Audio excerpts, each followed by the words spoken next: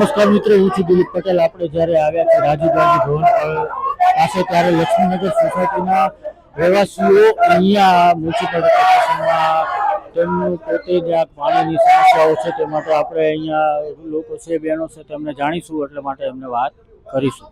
જી, હું કલ્પેશ પરમાર, જનતા સેના ગુજરાતનો અધ્યક્ષ છું।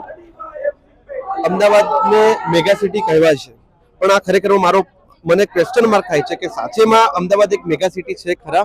કારણ કે ભારત દેશના બંધારણને સૌ નાગરિકોને સ્વચ્છ વાતાવરણમાં રહેવાના અધિકારો આપેલા છે। જાણે અમદાવાદ મ્યુનિસિપલ કોર્પોરેશન સરેઆમ બંધારણ દ્વારા આપેલા અધિકારોનું હનન કરતું હોય તેવું આ મેગા સિટીની અંદર અમદાવાદના નરોડા ખાતે લક્ષ્મીનગર સોસાયટીમાં બન્યું છે। બનાવ એવો છે કે 15 દિવસથી અંદાજે ગટરના પાણી રોડ ઉપર અડધા ફૂટ જેટલા આવી ગયા છે। ત્યાં 3 થી 4 હજાર જેટલી વસ્તી રહે છે। નજીકમાં શાળા છે। સૌની સદંતર એક્ટિવિટી આ ગટરના પાણીના લીધે બંધ થઈ ગઈ છે, કારણ કે કોઈ જઈ નથી શકતું। વધુમાં કોલેરા, મલેરિયા જેવા રોગ ફાટી નીકળે તો આની જવાબદારી કોની? આપણી સરકાર એવું કહે છે કે પડેગા ઇન્ડિયા તો બઢેગા ઇન્ડિયા। છોકરાઓને ભણવા જવું છે, પરંતુ રસ્તામાં રહેલું ગટરનું પાણી તેમને રોડ ક્રોસ કરીને શાળાએ નથી જવા દેતું, તો આના માટે જવાબદાર કોણ? આ બધી વસ્તુને જ્યારે ધ્યાનમાં રાખીને સ્થાનિક આગેવાનોએ એએમસી ની ઓફિસમાં ઓનલાઈન, મૌખિક અને લેખિત રજૂઆત કરી, પરંતુ એ લોકોના પેટનું પાણી નથી હલી રહ્યું। એ લોકોનું એવું કહેવાનું થાય છે કે આ મારો ડિપાર્ટમેન્ટ નથી, આ સાહેબનો ડિપાર્ટમેન્ટ છે, આ પેલા સાહેબનો ડિપાર્ટમેન્ટ છે। જાણે કે બોલ એકબીજાની ઉપર પાસ કરતા હોય અને આ ગરીબ વિસ્તારની અંદર લોકો ગરીબ છે, એક હજુ ગરીબીમાં, સ્લમમાં, મલેરિયામાં, કોલેરામાં પડ્યા રહે એવું ઇનડાયરેક્ટલી ષડયંત્ર હોય તેવા દ્રશ્ય દેખાય છે। કારણ કે જો તમે સ્વચ્છ વાતાવરણની વાતો કરતા હોય, એક ચાનો કપ હોય તો તમે તાત્કાલિક જ્યારે મેમો આપો છો, તો આટલું બધી તમને દેખાતું કેમ નથી? આનો મતલબ તમે તમામ જગ્યાએ તંત્રમાં રજૂઆત કરેલી છે? ચોક્કસથી તંત્રમાં તમામ જગ્યાએ રજૂઆત થઈ ચૂકી છે। તો આપણે બેન પણ જોડાયા છે, તેમને પૂછીશું, બેન આ સમસ્યા શું છે? આ ગટરના પાણીની સમસ્યા છે। અમારે 15 દિવસથી ગટરનું પાણી ઉભરાય છે, એકદમ આખું ભરાઈ ગયું છે। આ તમે વિશ્વાસ નહીં કરો, અત્યારે અમે અહીંયા ઊભા છીએ, તમારે અહીંયા જવું હોય તો તમે એવું લાગે તો તમે અહીંયા, હું અહીંયા છું અને તમે અહીંયા જઈ આવો। મારા ઘરમાં અત્યારે હું રહી નથી શકતી। અત્યારે મારે છોકરો નાનો છે, ત્યાં સ્કૂલ છે, 1 થી 12 ધોરણ સ્કૂલ છે। મારે ઈ જે ગલી છે ને ત્યાંથી છોકરામાં પગ મૂકી અને જાય છે, એવી રીતે એટલી બાસ મારે છે તો તમે આ માથું ફાટી જાય, તમે જોવો ને તો તમે જોઈ આવો અહીંયા। અને અહીંયા અત્યારે તો સરકાર કહે છે ડેન્ગ્યુના ને એના કેસ બહુ છે અમારે, તો હમણાં આવું પાણી નીકળે છે તો કેવા ડેન્ગ્યુના કેસ આવે, એની જવાબદારી કોણ લેશે? એ મને કહો તમે બધા।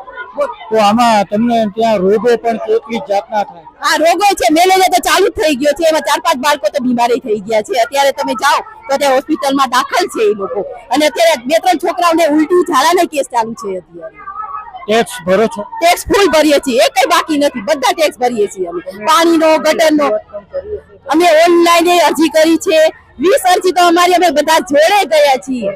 કોર્પોરેટર બધા શું કે અમારું આ કામ નથી, તમે બીજા સાહેબ આગળ જાઓ। અત્યારે કે રાજીવ ગાંધી ભવનમાં જાઓ, તો અમે અત્યારે રાજીવ ગાંધી ભવનમાં આવ્યા છીએ। અત્યારે ગૃહિણીઓને અને બાળકોને બહાર જવામાં ખૂબ જ અતિશય, તમે હું અહીંયા ઊભી છું, તમારે જવું હોય તો જઈ આવો, તમે કેવી તકલીફ પડે છે અહીંયા તમે જોઈ આવો જરા। અમારે સ્કૂલ તો એ છે ને 1 થી 12 ધોરણ છે, ત્યાંથી ઈ જ ગલીમાંથી ને જવાનું, આખું આટલા છોકરા પગ અંદર ડૂબી જાય ને અડધા, એટલું પાણી છે ત્યાં।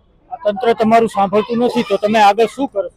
આ તંત્ર સાંભળશે નહીં તો અમે અત્યારે તો અહીંયા જ બેસવાના છીએ। સર જોવા જશે, નહીં જાય તો હમણાં અમારું બધું ગ્રુપ આ ગ્રાઉન્ડ આખું ભરાઈ જશે। અમારે લક્ષ્મીનગર એને સ્લમ એરિયો કહેવાય છે, પણ અમે એટલા ગરીબ તો અમારું કઈ સાંભળતી નથી। અત્યારે ચૂંટણી ટાઈમે તો બધા આવો છો, વોટ લેવા બધા આવો છો, અત્યારે બધા ક્યાં ગયા છો તમે?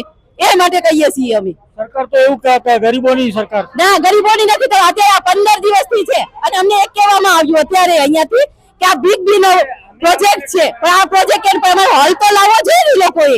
એમ કે છે કે આ બિગ પ્રોજેક્ટ ચાલુ છે રોડનું કામ, પણ એનું કામ એને ધ્યાન દેવું જોઈએ કે આટલું બધું ખરાબ પાણી આવે છે તો આપણે એનો નિકાલ લઈએ। આજ 15 દિવસ અમે લોકો જઈએ છીએ પણ અમને કઈ આન્સર નહીં આપતા। સીધું શું કે છે અમારું કામ નથી, તમે રાજીવ ગાંધી ભવન જાઓ, તો અહીંયા તો સાહેબ અહીં શટર મારેલું છે અમારે, અમે અંદર નથી આવવા દેતા આ લોકો। તો આગળ તમે પછી શું કરીશો? હવે અમે અંદર અહીંયા બધા બેસીએ છીએ, અહીંયા જ રહેશું, અહીંયા જ બેસી રહેવાના છે, અહીંયા જ રહેવાના છે। કોઈ સોમવાર દિવસ બહાર નથી જવાનું અમારે અહીંયા, જ્યાં સુધી અને અમારા બીજા બધા છે ને બરાબર અહીંયા જ બેસવાના છે। અમે બધા જેટલા બીજા માણસો લક્ષ્મીનગરમાં ઊભા છે એ બધા અહીંયા આવશે, બધા ઘરે ઘરેથી નીકળશે, બધા અને અહીંયા રહેશે બધા. તો અહીંયા બહેનોનો એક બેન પણ જોડાયા છે, તેમને આપણે પૂછીશું. તો બેન, આ મામલે તમે શું કહેશો?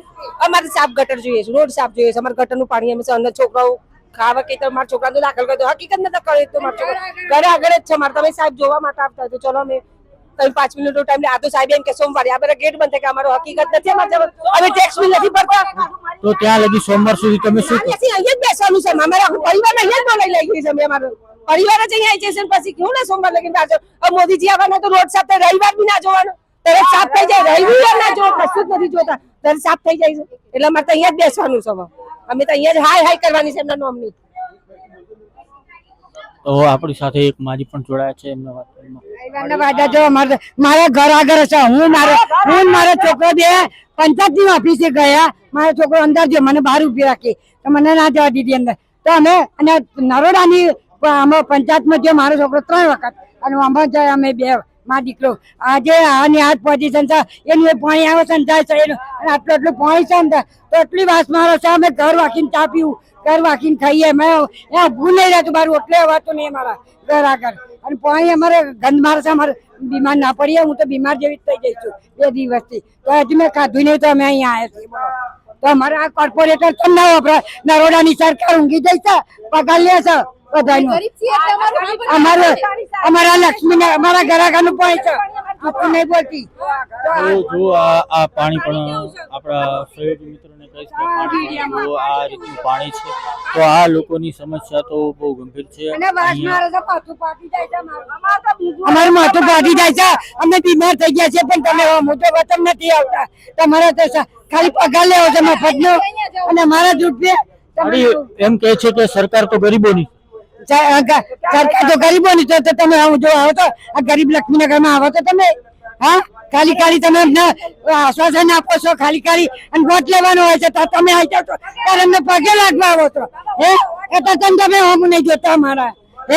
અમે મરી જવાનું, પૈસા ભરવાના અમારા, બધા ટેક્સ બિલ ભરવાના, લાઇટ બિલ ભરવાના, તો તમે અમારે આવતા નથી. બીજા માળી પણ આપણી સાથે જોડાયા, એમને વાત કરશું. માળી, આ બીમારી છે તમારે ત્યાં કેટલી પ્રકારની? અરે બાબા ક્યાં ખાવા નહીં ભાગો. અમે તો 15 દાડાથી ખાધા વગર મારે એટલી વાસ મારે છે ને બિલકુલ. મારે તો એકદમ બાજુમાં જ ઘરના બાજુમાં ગટર ઉભરાય છે. કદાચ 2 દાડા તમે ના રિપેરિંગ કરો ઘરમાં ઘૂસી જશે તો અમે તો ઉપર પકી જઈશું. પીવાનું પાણી સારું આવે? પીવાના પાણીમાં ભેગું થઈ ગયું છે ગટરનું પાણી. હા, પીવાનું ને ગટરનું એક જેવું થઈ ગયું છે. ખાવાનું આરામ થઈ ગયું છે. કેવી તમારી જિંદગી જીવવાના? સરકાર શું કરે છે? કયા બહાર દીધા છે સરકારે? બાળકોને અને મહિલાઓને બહાર ખાટલામાં પડ્યો છે. બાળકો તો ખાધા વગર એટલી વાસ મારે છે. ખાવા નહીં ખાધું 15 દાડાથી. વાસ એટલી મારते તો બાળક ખાવા. તમે જ કહો કેવી રીતે ખાવા ખાઈ શકે? આ પાણી જો સુંગો તમે. આપણી સાથે ભાઈ પણ જોડાયા છે, એમને આપણે પૂછીશું આ આખું તમામ છે તે શું ઘટના? ઘટના એવી છે કે નરોડા વોર્ડની અંદર લક્ષ્મીનગર વિસ્તાર આવેલું છે, જ્યાં 10,000 થી લોકો વધુ રહે છે. ત્યાં ગટરનું પાણી અને કેમિકલ યુક્ત પાણી બહાર આવી રહ્યું છે, જેની વારંવાર 10 થી 15 વાર ઓનલાઈન કમ્પ્લેન તેમજ રૂબરૂમાં કમ્પ્લેન કરવામાં આવી છે. તેમજ કોર્પોરેટરને પણ મળવામાં આવે છે, પણ હજુ સુધી કોઈ સમસ્યા નિરાકરણ આવ્યું નથી. આ નિરાકરણ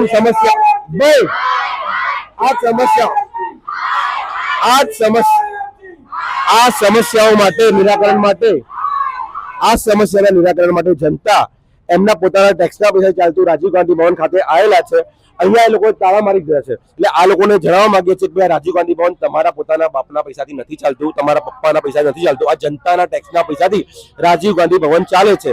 તમને અહીંયા બેસાડ્યા છે, ટેક્સના પૈસાથી તમારો પગાર થાય છે. તમને અહીંયા પબ્લિક માટે જ બેસાડ્યા છે. એ મેડમ હવે એડિશનલ સિટી એન્જિનિયર કોઈક મેડમ છે, એ મેડમ મિટિંગમાં બિઝી છે. એ એવું કહે છે કે હું સોમવારે ફ્રી પડીને આવીશ. 8 થી 10 છોકરાઓ બીમાર પડી ગયા છે. ટાઇફોઇડ મલેરિયાની બીમારી ઓલરેડી થઈ ગઈ, જેને આપણી પાસે રિપોર્ટ છે. એ મેડમને એનાથી ફરક પડતો, હું સોમવારે ફ્રી પડીશ ત્યારે આવીશ. જો કોઈ છોકરાનું મૃત્યુ થયું તો એની સંપૂર્ણ જવાબદારી એડિશનલ સિટી એન્જિનિયર ઉત્તર ઝોન અને ડીવાયએમસી ની રહેશે. ટૂંક સમયની અંદર આજના દિવસની અંદર નિરાકરણ ના આવ્યું ને તો જ્યાં ત્યાં ગટરના પાણી ઉઘરાય છે, એ જ ગટરનું પાણી ટેન્કરમાં ભરીને અહીંયા ઢાલવામાં આવશે. એની પછી તમારે જે કરવું એ કરજો. આ ખુલ્લી ચીમકી આપે છે આ લોકોને. મિત્રો, આ હતા લક્ષ્મીનગરના લોકો. તો આ સમાચારો સાથે જોડાતા રહો અને હું છું પંચાયતમાંથી દિલીપ પટેલ. નમસ્કાર.